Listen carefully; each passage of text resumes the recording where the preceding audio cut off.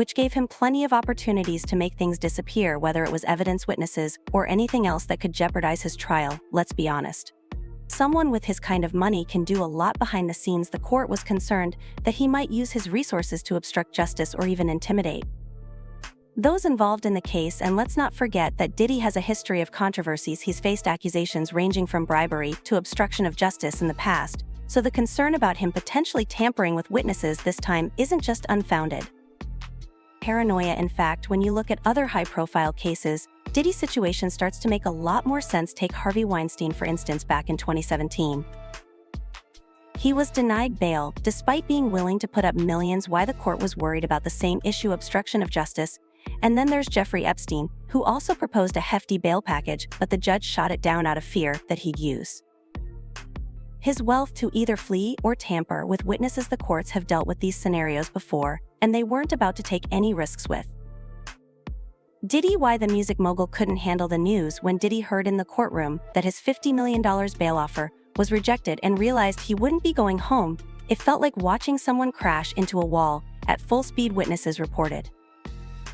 That looked utterly shaken, as if all the pressure he had been under for weeks had suddenly come crashing down. Picture this: a man who has spent decades living in luxury and always being in control is now reduced to someone barely holding it together. He wasn't just upset, he was crushed. Eyewitnesses described the look on his face as the judge delivered the verdict. His usual composure vanished, replaced by disbelief. Some claimed they could see him trembling, and it seemed like he was on the verge of fainting as the judge's words registered. Did he actually collapse, whether it was from shock, stress, or sheer emotional exhaustion?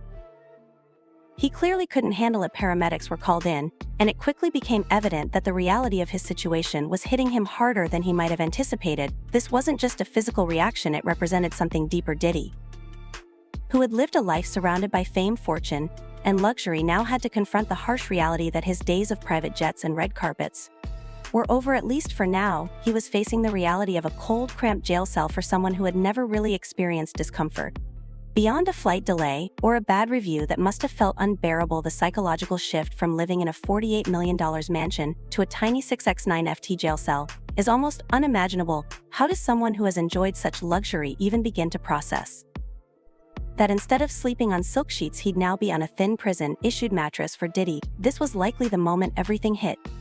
He's always been in control over his career, his image, and even the people around him, but now he found himself in a situation where his money and influence couldn't save him. That's a tough blow to anyone's ego, but for someone like Diddy, it felt like a complete nightmare. He was no longer the one calling the shots. Now he was at the mercy of a system that couldn't be bribed or outsmarted. No amount of charm, swagger, or cash could make this problem disappear, and that realization must have been terrifying. Let's not forget that Diddy has faced his share of legal troubles before, but he's always managed to come out on top. It was as if he had a golden touch. Charges with surface scandals would break, but he often slipped away relatively unscathed. Take the infamous nightclub shooting in 1999, for instance, when Diddy and his then-girlfriend Jennifer Lopez were arrested after a shooting that left 3 people injured. Somehow Diddy walked away acquitted, while his protege took the fall. Time and again, he's found a way to navigate through the justice system's cracks, but this time feels different. This isn't just about a nightclub fight or a minor scandal. These are serious charges that could land him in prison for life. It's clear that for the first time, Diddy realizes he might not be able to talk his way out of this situation. The thought of possibly spending years, maybe even decades behind bars, must have weighed heavily on him and contributed to his collapse in court. For someone accustomed to living like a king, the idea of being locked up in one of the country's most notorious detention centers is utterly horrifying. As news of Diddy's breakdown began to circulate, reactions from the music industry ranged from shock to deep concern. Celebrities who once viewed him as an untouchable mogul were taken aback by the news. The hip-hop community has always seen Diddy as larger-than-life, a man who has navigated scandals, legal battles, and the industry's ups and downs, always managing to land on his feet. But this time many were left wondering if he could bounce back. On social media, reactions varied widely. Some offered their support while others expressed skepticism, questioning whether this was the beginning of the end for Diddy. It's one thing to have your reputation tarnished by scandal, but for someone like Diddy, who has built his empire on being powerful, invincible, and in control, this collapse was more than just a physical setback. It was a stark symbol of his world crumbling around No amount of money or fame could fix this. Concerns about Diddy's life in jail are mounting. High-profile inmates like him experience a unique kind of psychological strain when they enter the prison system. While he's enjoyed a life of luxury, he's also been under constant public scrutiny, with every move followed, praised, or criticized. Throughout his career, he's had an entourage, devoted fans, and his wealth to soften the impact of any criticism. Now in jail, all of that is gone. The isolation can be especially hard for someone like Diddy, as it's not just about being physically alone, it's about losing everything that defined him in the outside world. Sitting in a cold cell with only his thoughts must feel like the walls are closing in on him. That's why authorities are taking no chances, keeping a close watch on him around the clock to ensure he doesn't harm himself. Things aren't looking good for Diddy at the Metropolitan Detention Center (MDC), which is notorious for being one of the worst jails in the country. Its brutal reputation is well earned, with conditions that are nothing short of horrific. Hygiene is almost non-existent, and inmates often go for days without a proper way to clean themselves. The cells are freezing in winter and sweltering in summer, and there have even been reports of power outages that leave the facility in complete darkness without heat or hot water, sometimes for days. Just imagine being stuck in a frigid cell, shivering under a thin blanket, surrounded by nothing but cold concrete and steel. It's a true nightmare. The overcrowding only compounds the misery. MDC is infamous for cramming inmates into tight spaces well beyond its capacity. There's no privacy, no room to breathe, and you can't let your guard down for a moment. For someone like Diddy, who's used to the spaciousness of his mansions, this cramped environment must feel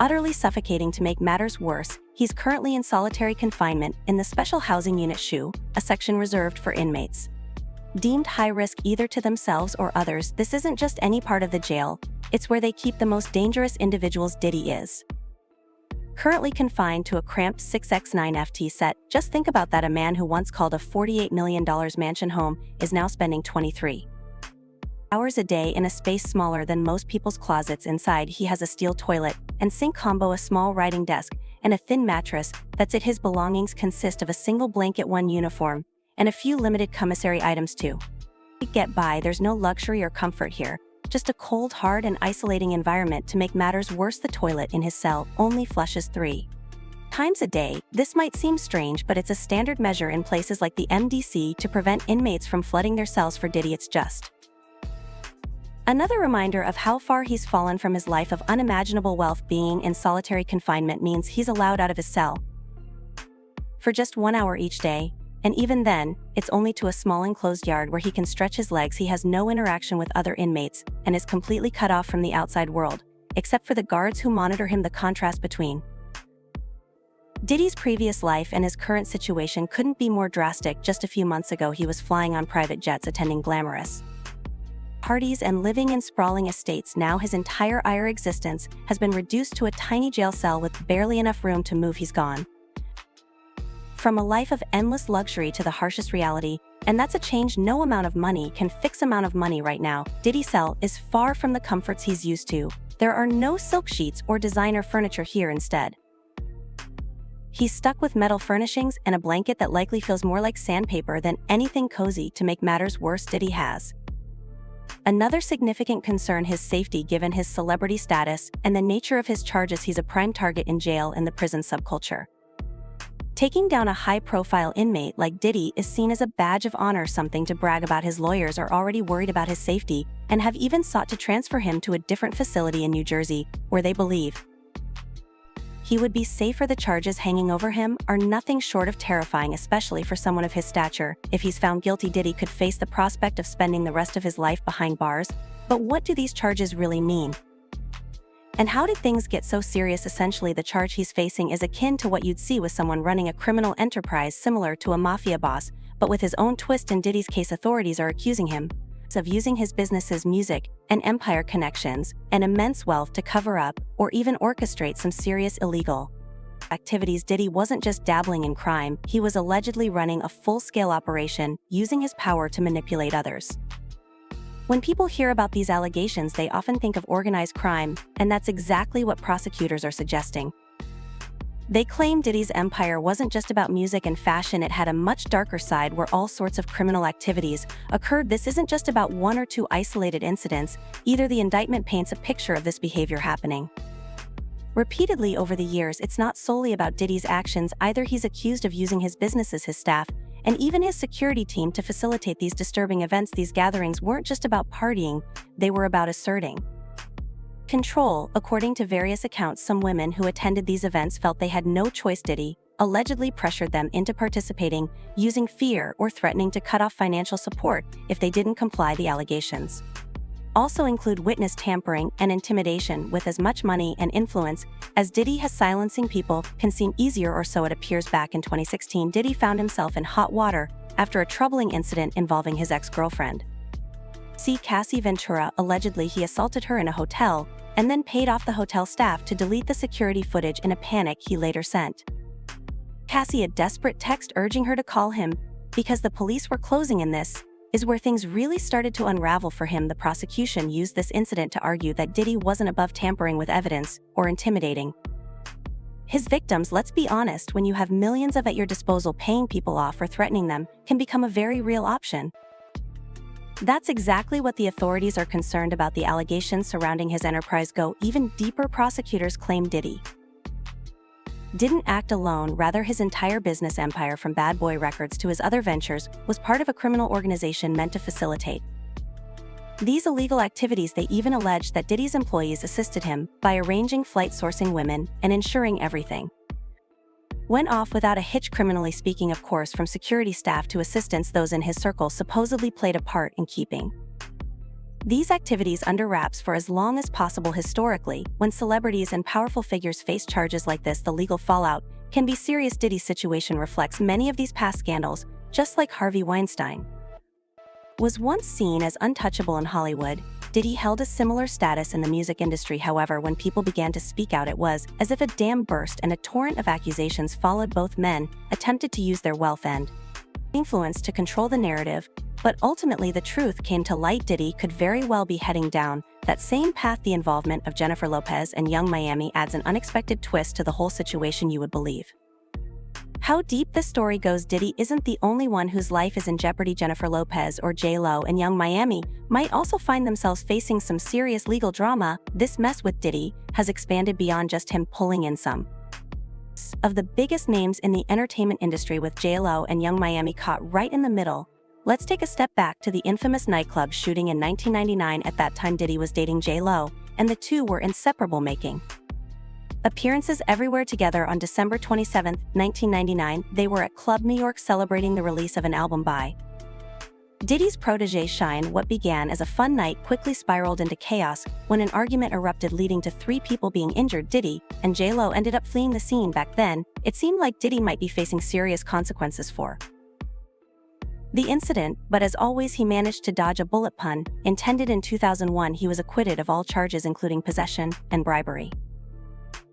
But Shine wasn't as fortunate. He took the fall for the shooting and ended up serving a 10-year prison sentence. What's fascinating is that rumors have been swirling for years about J-Lo potentially having a bigger role in the shooting than anyone realized. Can you imagine if that's true? It means she might have been involved in covering up a crime, and with these new allegations coming to light, she could be pulled back into the investigation. Since that night, J-Lo's career has soared. She's become a global superstar known for her music, acting, and style, and many people have likely forgotten her connection to the 1999 shooting. But with this new lawsuit suggesting her involvement, things could take a serious turn. We're talking about possible legal consequences too, if the case is reopened and the court finds evidence that she obstructed justice. She could face charges herself. It's no longer just about public perception, it's about whether she can legally distance herself from this situation. Then there's Young Miami, who's facing her own set of allegations that could get her into serious trouble. For those who don't know, Young Miami, whose real name is Casa Brownlee, was Diddy's on-again, off-again girlfriend for a while, and together they made quite the headlines as a power couple in the hip-hop scene. However, her connection to Diddy might have pulled her into more trouble than she ever anticipated. According to one of the lawsuits against Diddy, Young Miami is accused of being involved in some questionable activities. The most shocking claim is that she allegedly helped Diddy transport a dangerous synthetic substance on a private jet.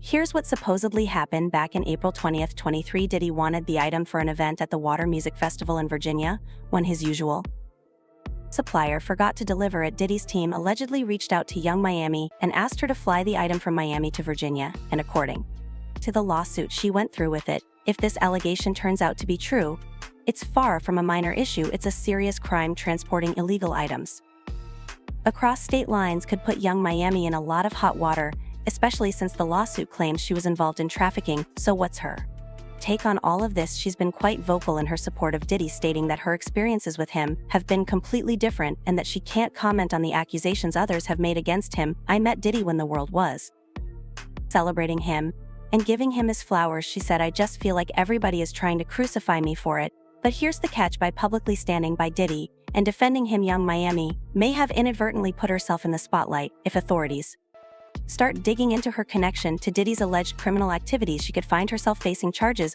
as well." This brings us to the possible legal repercussions for both J.Lo and young Miami if the allegations in these lawsuits turn out to be true.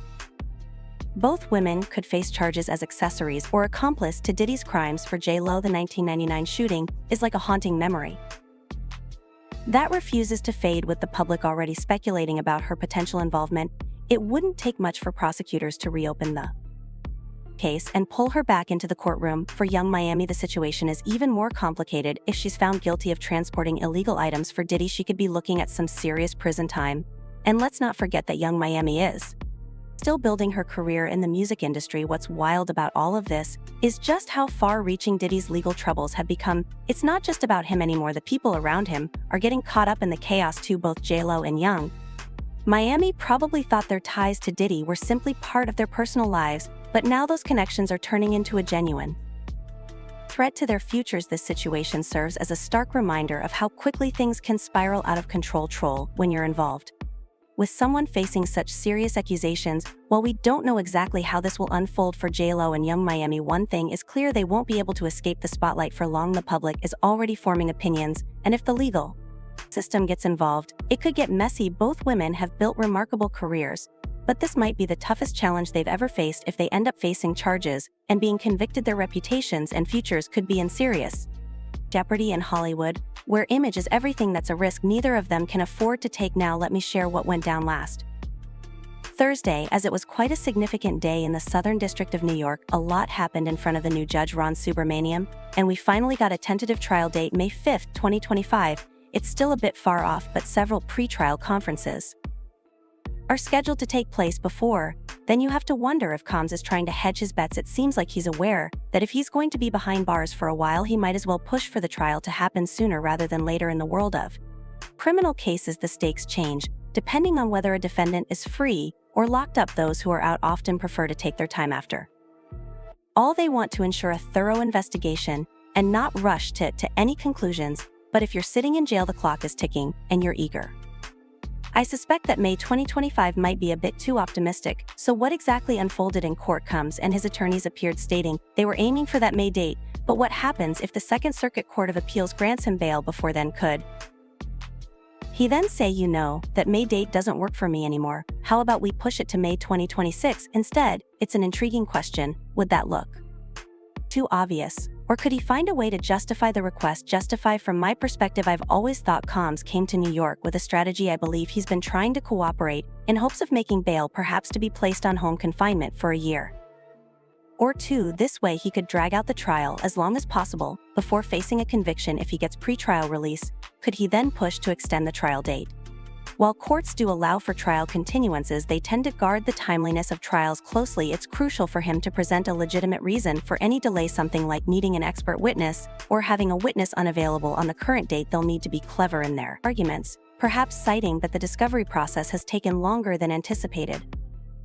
But there's another angle to consider. Does this urgency suggest they feel confident in their defense? After all, they're asserting readiness to go to trial. They mentioned they'd need just a week to present their defense, which could include cross-examining state witnesses and perhaps calling a few sex workers to testify that everything was consensual. It's a bold strategy that implies they believe they can secure an acquittal. However, rushing to trial might not necessarily reflect confidence. Sometimes it's a tactical move meant to catch the prosecution off guard. Remember, the burden of proof lies with the government. If they're scrambling to gather witnesses and evidence by May 2025, they might not be prepared to prove their case effectively. Then there's the possibility of additional charges. What if a superseding indictment comes into play? That would certainly push the timeline back, as it would require more discovery and give the prosecution additional time to prepare. One of the big discussions in the courtroom that day revolved around discovery. Both sides need to share any evidence That's relevant to the case to ensure a level playing field. Assistant U.S. Attorney Emily Johnson informed the judge that they're currently sifting through a staggering amount of electronic information during the March raids on Com mansions in Miami and Los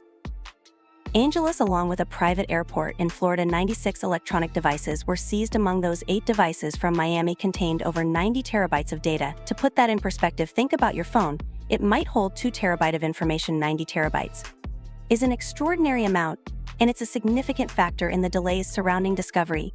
There's a massive amount of evidence tied up in electronic devices, things like cell phones, tablets, and computers. When you start talking about external hard drives and say over 90 terabytes of data on just one device, you realize this is no small task. Just processing that data could take weeks for a single device. If you have multiple devices, it adds up quickly. A smaller device alone can yield about 20,000 to 30,000 pages of data when printed out. That really highlights how long it's going to take the prosecution to sift through everything. They have to carefully review all that data before they can hand it over to ensure it's relevant and doesn't contain any sensitive information. Then the defense has its own job of combing through the material to see if they need anything additional based on what they find. If they're fully committed to reviewing the discovery, in this case it could take months, if not longer. But discovery isn't the only topic of discussion at this hearing. Another contentious issue came up involving a claim from the defense that someone from Homeland Security had leaked a notorious video showing Sean Combs allegedly assaulting his ex-girlfriend Cassandra Venture back in 2016. CNN aired that video in May, just 2 months after the raids on Combs' home. Combs' lawyer argued that this video, along with other alleged leaks, has caused damaging and highly prejudicial pretrial publicity that could taint the jury pool, compromising Mr. Combs' right to a fair trial. Prosecutor Emily Johnson pushed back hard against these claims, telling the judge that they were baseless attempts to exclude a critical piece of evidence from the trial. She asserted that not a single one of those alleged leaks originated from the prosecution team. This back and forth shows just how complicated things are getting in this case, with both sides trying to navigate a landscape filled with legal challenges and media scrutiny.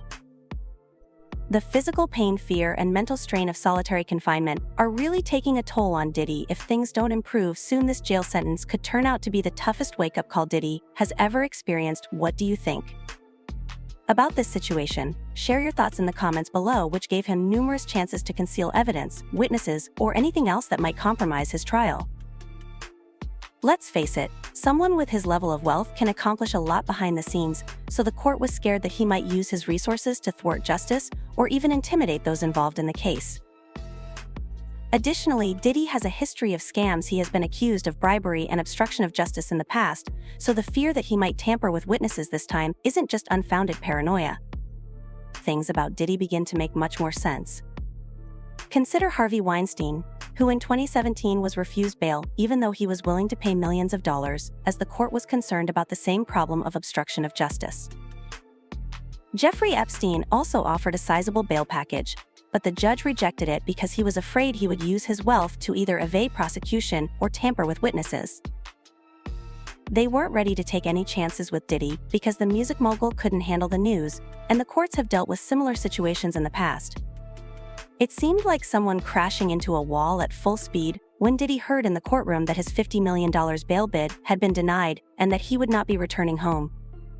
Witnesses described how he looked totally shaken, as if all the pressure he had been under for weeks had suddenly come crashing down. Imagine this: a man who has lived in luxury and been in control for decades is now barely keeping it together. He wasn't just upset, he was crushed. As the judge gave the verdict, his usual composure vanished, replaced by disbelief. Some said they could see him trembling and looking to be on the verge of fainting as the judge's words registered. Did he actually collapse? Whether it was from shock, stress, or just plain emotional exhaustion, he was clearly unable to handle it. When paramedics arrived, it was immediately clear that the truth of his condition was striking him more forcefully than he may have thought. This wasn't only a bodily reaction, rather, it was a sign of something more profound. For someone who had never truly experienced pain, Diddy had to face the hard fact that his days of private jets and red carpets were over. For the time being, at least, he had to deal with the facts of a cold, overcrowded jail cell. Diddy has always been in control of his career, so this was probably the time it finally hit home for him. Beyond a flight delay or a bad review that must have felt intolerable, the psychological transition from living in a $48 million mansion to a small 6x9-foot jail cell is nearly unthinkable. How can someone who has enjoyed such wealth even begin to process that instead of sleeping on silk sheets, he would now be on a thin prison-issued mattress? His image, and even those around him, but now he was in a situation where his wealth and power couldn't save him. That's a crushing blow to anyone's ego. But for Diddy, it felt like a total nightmare because he was no longer in charge and was now at the mercy of a system that was impervious to charm and couldn't be bought off. The realization that money or swagger could solve this problem must have been unsettling. Let's not forget that Diddy has had his share of legal problems in the past, but he has always managed to come out on top. Diddy and J-Lo fled the scene. The intriguing thing is that for years there have been rumors that J-Lo may have been more involved in the shooting than anyone knew. If that's the case, it could mean that she covered up a crime, and with these new claims emerging, she might be dragged back into the investigation because since that night, J-Lo's business has taken off. A global superstar known for her music, acting and style, and many people have likely forgotten her connection to the 1999 shooting, but with this new lawsuit suggesting her involvement, things could take a serious turn. We're talking about possible legal consequences too. If the case is reopened and the court finds evidence that she obstructed justice, she could face charges herself. It's no longer just about public perception, it's about whether she can legally distance herself from this situation. Then there's Young Miami, who's facing her own set of allegations that could get her into serious trouble. For those who don't know, Young Miami, whose real name is Casa Brownlee, was Diddy's on-again, off-again girlfriend for a while, and together they made quite the headlines as a power couple in the hip-hop scene. However, her connection to Diddy might have pulled her into more trouble more than she ever expected. According to one of the lawsuits against Diddy, Young Miami is accused of being engaged in some questionable activities. In April 20th to 23rd, Diddy requested the item for an event at the Water Music Festival in Virginia, but his normal source neglected to send it. The most stunning charge is that she reportedly assisted Diddy in transporting a deadly synthetic chemical on a private jet. What is Young Miami's opinion of all of this? She has been very outspoken in her support of Diddy, saying that her experiences with him have been totally different, and that she is unable to comment on the accusations made against him. According to the lawsuit, Diddy's team reportedly asked her to fly the item from Miami to Virginia, and she complied. If this allegation proves to be true, it's a serious crime, and transporting illegal items across state lines could land Young Miami in a lot of trouble, especially since the lawsuit says she was involved in trafficking. The catch is that by openly supporting Diddy and defending him, Young Miami may have unintentionally put herself in the spotlight. If officials begin looking into her connection to Diddy's alleged criminal activities, she may face charges as well. This brings us to the possible legal ramifications for both J-Lo and Young Miami. "I met Diddy when the world was celebrating him and giving him his gifts," she said. "I just feel like everybody is trying to crucify me for it." Since the public is already speculating about her possible participation in the 1999 shooting, it would not take much for prosecutors to reopen the case and bring her back into the courtroom for Young Miami if the charges in these lawsuits prove to be true. Both women could be charged as accomplices or props to Diddy's crimes. The case is even more complicated because if she is found guilty of transporting illegal items for Diddy, she could face serious jail time. Additionally, Young Miami is still pursuing a career in the music business. What's crazy about all of this is how widespread Diddy's legal problems have become. It's no longer just about him, those around him are also becoming entangled in the chaos. J-Lo and Young Miami likely thought their relationships with Diddy were merely personal affairs, but now they are becoming a real threat to their futures.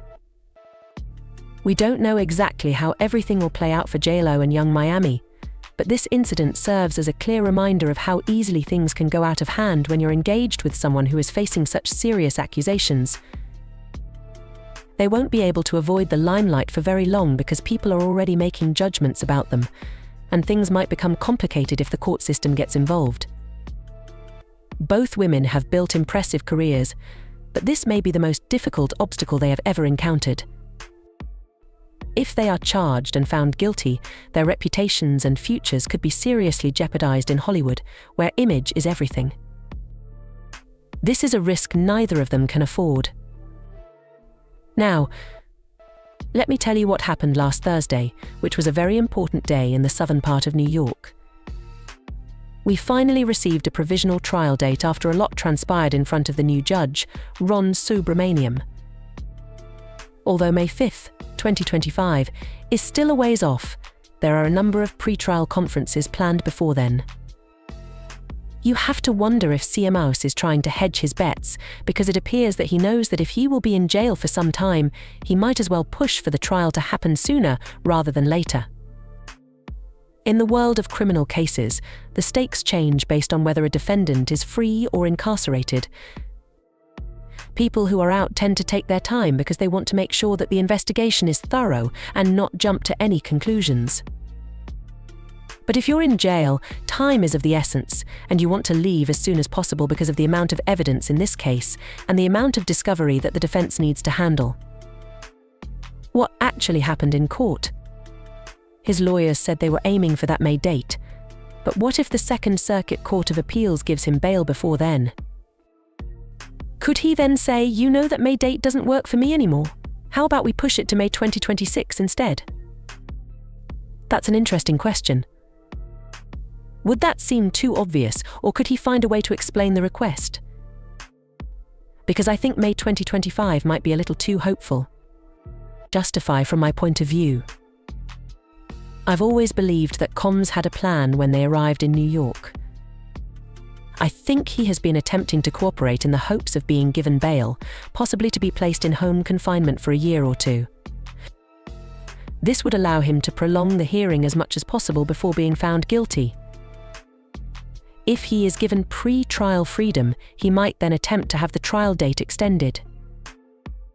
Although courts permit trial continuances, they tend to strictly follow the timeliness of trials. Therefore, it is important that he provides a valid explanation for any delay, such as the necessity for an expert witness or the unavailability of a witness on the current date. He will also need to be creative in his points. Perhaps claiming that the discovery process has taken longer than expected, but there's another viewpoint to take into account. Does this urgency indicate that they feel confident in their defense?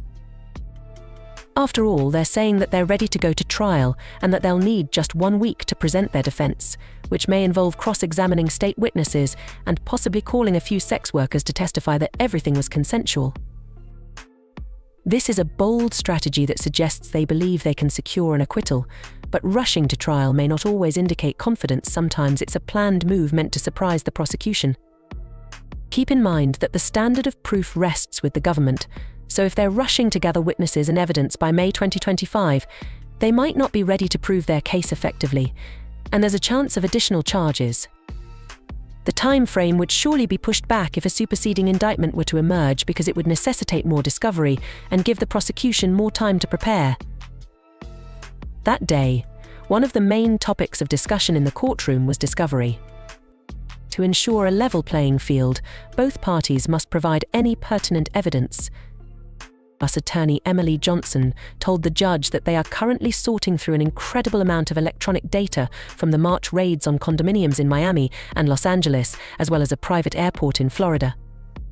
8 of the 96 electronic devices that were seized from Miami held over 90 terabytes of data. To put that into perspective, consider that your phone may hold 2 terabytes of data.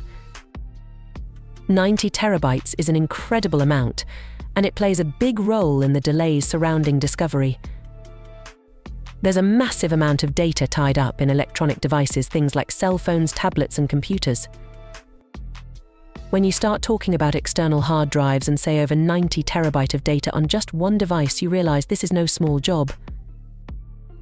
Just processing that data could take weeks for a single device. If you have multiple devices, it adds up quickly. A smaller device alone can yield about 20,000 to 30,000 pages of data when printed out. That really highlights how long it's going to take the prosecution to sift through everything. They have to carefully review all that data before they can hand it over to ensure it's relevant and doesn't contain any sensitive information. Then the defense has its own job of combing through the material to see if they need anything additional based on what they find. If they're fully committed to reviewing the discovery, in this case it could take months if not longer. But discovery isn't the only topic of discussion at this hearing. Another contentious issue came up involving a claim from the defense that someone from Homeland Security had leaked A notorious video showing Sean supposedly assaulting his ex-girlfriend Cassandra Venture back in 2016 CNN aired that tape-in May just 2 months after the raids on Combs Homes. Prosecutor Emily Johnson strongly resisted these claims, telling the judge that they were illegitimate attempts to omit a crucial piece of evidence from the trial. She stated that none of the alleged leaks came from the prosecution team. Combs' attorney claimed that this video and other alleged leaks had caused damaging and highly prejudiced pre-trial publicity that could taint the jury pool and compromise Mr. Combs' right to a fair trial. This back and forth shows how difficult the situation is becoming in this case, as both parties try to negotiate a terrain of legal obstacles and public attention. Diddy is suffering greatly from the physical, psychological, and fearful effects of isolated confinement. If things don't get better soon, this jail term might be the hardest wake-up call Diddy has ever had. What are your thoughts on this matter? Post your ideas in the comments area below.